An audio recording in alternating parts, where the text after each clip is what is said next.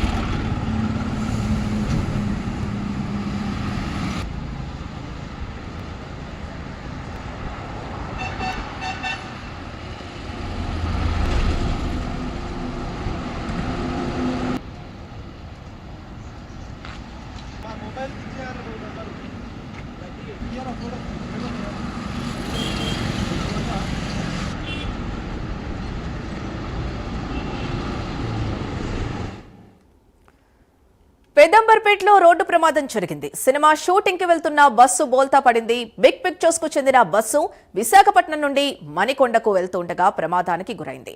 పేదంబర్పేట్ flyover starting లో divider ను ఢీకొట్టి బోల్తా పడింది. ఈ ఘటనలో డ్రైవర్ గాయాలతో బయటపడ్డారు.